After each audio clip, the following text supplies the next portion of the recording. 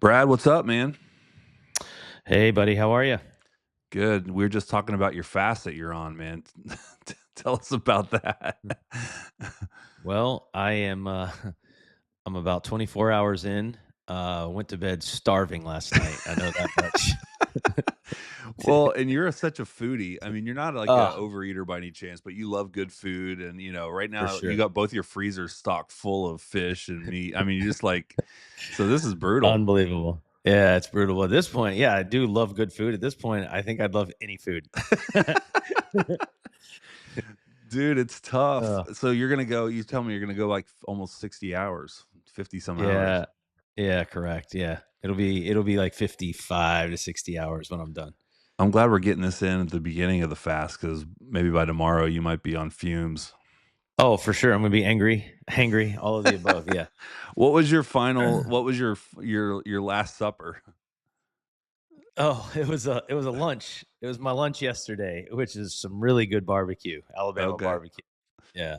So you went out strong with some barbecue to hold you over until Yeah. tomorrow night? Yeah. Yeah, I've been watching what I eat. I've been on this little health kick or whatever, Yeah. but drinking more water, eating more whole foods, healthier things and stuff. But just I was looking online yesterday, reading some articles, and I was just like, oh man, fasting. Like, I want to try it. Let's see what happens. Just a will of the mind. See if I can conquer this thing. Dude, I'll tell you what not to do. I did a week-long fast, but at the end of just liquids and protein shake and smoothies, that kind of thing, but it was like a Sunday to Sunday. On Friday of that week, one of my best friends, his birthday, and for his birthday, he only invited a few of us to go on the Bourbon Trail in Mm. Kentucky. Mhm. Yep. And so I'm like, all right, well, I'm not going to drink a lot because I'm on this fast, having anything in my stomach. And I'll just because a little taste testing, Oh, whatever. Dude, yeah. Oh, yeah. bad idea. Yeah. So I didn't even Yeah. drink that much, but just drinking, doing all the bourbon tasting and, they add Yeah. up over time. We hit like 4 or 5 different distilleries and dude, that Yeah. was not good. Oh, listen, you don't realize it because you're like, oh, I'll just take a sip here, a sip Yep. there. Well, 24 sips later, you're like, oh gosh. That's exactly right. And Jamie would have one she didn't like, and so I would take a sip of hers. And me, I'm not great at like Yeah. controlling the Yeah. the Yeah. Yeah. impulses. You So gotta know. You gotta know when to not. If you don't love it, you yep, don't drink it on those no, deals, man. yeah, that was a bad idea. Well, I'm proud of you, man. That's great. It's good for your health, and I love that. That's Yeah. awesome. Well, today we're talking about and this stuff we've referenced before, but we talk about it because it's really important to us. Is how to make insurance reps jobs and lives easier. Their job is hard enough as it is. They got a very demanding job, and a big part Yep. of your vision and what we want to do as a company is to try to take all the pressure off when it comes to placing RVs and these housing placements. And I'll just say one thing that deters housing agencies a lot of time is the hassle that goes into RV placements, and that's why we want to speak to that. So, what are some of the biggest pain points that you've seen for these housing reps that they face every day when it comes to placing RVs? Well, I think first it's just understanding, RVs, right? And Yeah, I think that as the longer that they're in the industry, they start to learn. But we deal with some kind of green reps at times, right? That are just mhm, new to the industry, and they're just not sure. They're just not sure how to answer the policyholders' questions, and so that's why we like to get involved, and it's yep, it's really just to be helpful. It's not for any other reason, right? Um, so yeah, I think it's certainly understanding that. I think it's also knowing that from a pricing standpoint, this is actually pretty affordable compared hmm to a home, or an apartment. And so it's just really kind of understanding pricing, understanding how it all works, yeah. the nuances of on-site housing. And those are probably the two top pain points that I see. Yeah, we were talking to a rep at a big conference recently, and one thing that they said, which I appreciated because it reflects just the values of our company, Yep. is, man, whenever we do a placement with you guys, we once it's placed, we don't really have to think about it anymore, which is often not the case with RV placements. They're dealing with so many issues and this broke Excuse me. down or what do I do with this? So they're getting hit up constantly. But we really try to take that pressure off the reps. Like once they call us and once we get involved, our vision is that they don't really have to do a whole lot else, that we're fielding the calls. And so talk a little bit about how you've structured the company to really reduce stress and streamline the process for these reps. Yeah. Well, I think you have to back up a little bit because, you said once it's placed, and really it's more so once it's approved. Okay. So we send over the quote to them, and they're going to send it off to the adjuster, and the adjuster, approves it.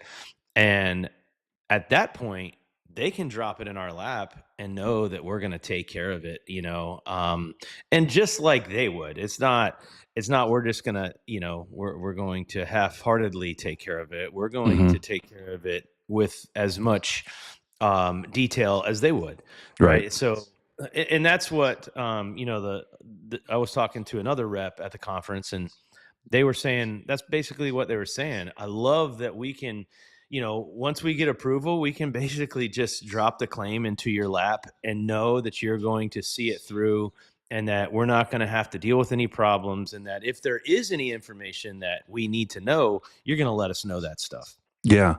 Well, why is that important to you? The idea of ease of placement. Why is that one of the most important value propositions that we offer as a company? Well, because they're so busy. They have so many files that they're working on, so many claims, I mean, they can be working on, gosh, man, 30, 40 claims at a time. And so if the ones that are interested in on-site can be taken off of their plate, but not taken off their radar, right? Yep. But we're going to let them know. We're going to give them all the information that they need, and keep them, keep them up to date on anything, all of the details, man. All of the Yeah. details are going to be in their email, right? Yep. When they need to know. And obviously we're just a phone call away. But I built this company to bring the absolute most value to these reps. So they can know that with RV Housing Group, they can just kind of hand it over, and we are working just like they would to take care of their policyholders. Yeah. Well, and I'll say this on your behalf, but you've invested a lot into that part of the business, right? There's different things that um, a lot of vendors, RV vendors, don't have because it's costly. It's costly to have For additional sure. team members and to all that Yep. kind of stuff because it would be Yep. easier for the RV vendor just to set it and forget it and place it and be like, okay, now it's your issue. Talk Yeah. to, but we don't do that. Yeah. We really like to No. come alongside and partner. And That's so, right. what does that look like practically when we take ownership and help remove some of that friction for the rep? Like, give some examples of what that would look like. Well, let me first say that there's no company, any of our competitors, that have the staff that we have, Hmm. right? The amount of staff that we have, and obviously that's overhead. So it's important for everyone to know that, you know money is not the most important thing here. Taking care of people is the most important thing, right? Because quite frankly, I could do this probably with myself and one other person, like Hmm. so many of our competitors do. However, I believe that that's just not putting our best foot forward, right? You get so much in the weeds, and you get busy, and you're always going to say yes. Yeah, we can do it. Yeah, we can do it. Well, really, probably the answer should be no at some point, Hmm. because you got so many potentially that you're working on, and you only have so many hours in a day, right? So for Right. me, it's all about having the absolute best service we can possibly have. And I realized pretty quickly that I was not able to accomplish that with just myself, and maybe myself and one other person. Yeah. So do me a favor, because I got off on that tangent. What was the question again? Well, I just that's funny. No, that's a good point. I'm glad you brought it up. But I was just looking for some practical examples for the reps that are listening or watching this, as far as what that looks like. So an issue comes up, you know, um, how do we help that remove that friction for the rep? Well, I guess excuse me. I'm assuming you're talking about once it's placed, right? That's right. That's right. Right. So we have it set up to where they can contact us directly, right? So we want the policyholder to always reach out to us first. Not because we don't want anyone to know what's going on. We're going to tell them what's going on, but we just want to we want them to not have to worry about this stuff, right? I think that that's the best case scenario, and that's the biggest value add from our standpoint to our partners is that when something happens, they don't have to worry about it, right? They just know that we're going to take care of it. Obviously, that's built on trust and Hmm. trust over time, but they know we're going to take care of it. And once we take care of those things, we're going to communicate what happened, right? So they can put it in their file. So that's that's pretty much it, man. It's just we are going to handle it when things arise, and they just know that RV Housing Group is going to do what we say we're going to do. Yeah. Would you go as far as to encourage a rep to um, kind of divert people back to us? So sometimes you can't help it. Sometimes they, because a lot of times they establish a relationship with the rep first before we get involved, so they have that information. And Yep. sometimes people, may not work the process perfectly and still call the rep and get a hold of them. What is your encouragement on that? Do you tell the reps, hey, send them our way, and just kind of, Oh, how yeah. would you handle that? Yeah, absolutely. I mean, and we check in, we stay connected with the policyholders. So, by doing that, we're hoping that we can have the type of relationship that allows them to just come to us directly, right? Hmm. Because they're dealing with so many people. I mean, they could potentially call their adjuster, they could potentially call their rep. We're hoping that we would be their first phone call when it comes to anything that they need during their stay in one of our units. So, um, yeah, I mean, we would absolutely want the rep to send them our way, right? And say, RV Housing Group will take great care of you. Just reach back out to them, and you know what I Hmm. mean. But we're Yeah. really trying, and you know this, right? I'm always trying to figure out ways to like really make it clear that when you have an issue, you need to reach out to us first. Yeah. How does that work as far as keeping our housing reps informed without just burdening them with a bunch of unnecessary back and forth? What is kind of the your philosophy on that? And while you're thinking about that, I mean, shout out to Chris Groen, who's on our team, who is amazing at communication. I mean, he's been on both sides. We've shouted him out before.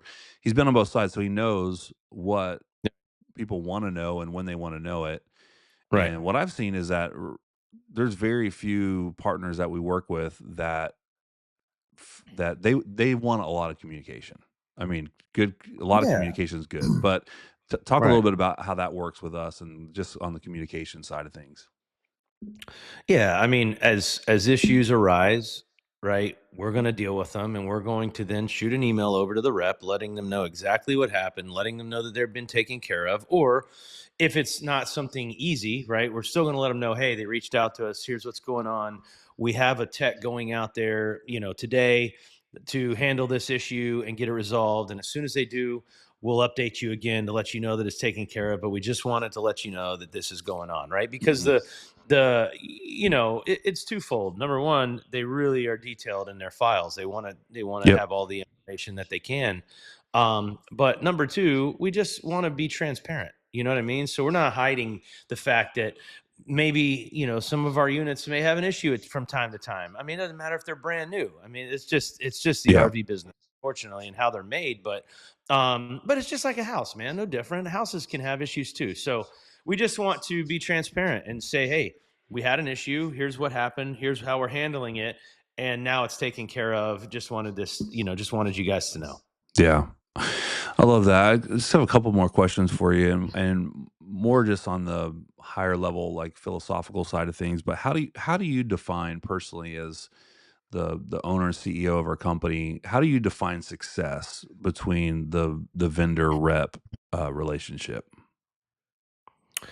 I think just um, the f- making sure that they are content, right? Making sure that they really believe that we are doing what we tell them we're going to do, and that when an issue arises, just because it's not our fault, that doesn't mean it's not our problem, and Mhm. so we're going to take care of it.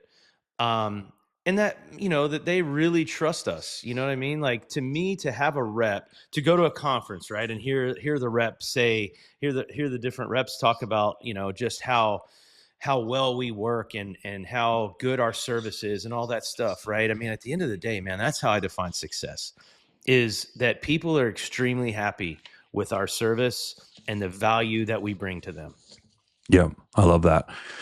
Well, last question for you, just looking forward, um, what are some of the things that you can commit or even promise to housing reps moving forward as far as how we want to continue to improve the way we do business with them? Well, I think it's important for them to know that we never are complacent. I mean, you know this because Mhm. you've known me for so long. I am always looking at how we do business, right? What do we need to change? Like, just because something was working yesterday doesn't mean it's the best way moving forward, right? So, let's look at how we are doing business in all aspects. It doesn't really matter. Like, everything is always on the table because I'm a change agent, right? And you know that. If Mhm. there's something that can be done better, I want to figure out how to do that. Mhm. Right. And so I'm always looking at how we're doing business, and then I'm listening. We go to these conferences, right? We talk to our clients. It doesn't matter what it is. I'm always listening, and I'm always like taking that in and seeing how, okay, so based on what they just said, let's look at how we're doing things and see what we need to maybe change, or tweak a little bit Mhm. to offer the absolute best service that we possibly can. And so it's just knowing that we're willing to do things differently, right? Yep. I mean, man, looking back from inception to now, the way we're doing business compared to how we were doing business at the beginning is Yep. unbelievably different, Yep. and I think 5 years from now, right? You look another 5 years, I think it'll be different still, maybe not quite as different, but because I've, really started to understand the industry. But I think that, just looking at how we do business on a regular basis and being willing to change things up for the better has brought us our success, honestly. Mhm. You know what I mean? That's why we continue to have regular business, and that's why we continue to grow every single year, is Mhm. because we're willing to do things differently than we have in the past. That's one thing I love about our company because I love change as well. And one thing I love about our company is exactly what you just said is that your vision is really for the long play, the long term. And I've seen you lose Yep. money sometimes to be able to ensure a longer term Yep. partnership or client. And nothing, you're not really married to anything in the company outside of serving our partners well. So whatever that means. And so I've seen you Sure.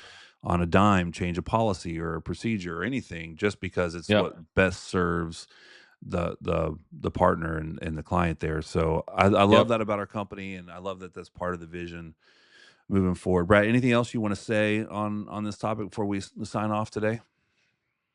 No, not really. I mean, we're just really appreciative of the business. I say not really, and then I start talking, uh, but we're super thankful for the business that we have, and we're just going to continue to be an innovator in this industry, and hope that people see it, right, and that we stick out in a good way, and that we continue to grow relationships with new partners as well. So I'm excited, man. I'm excited for this year and what's to come, for sure.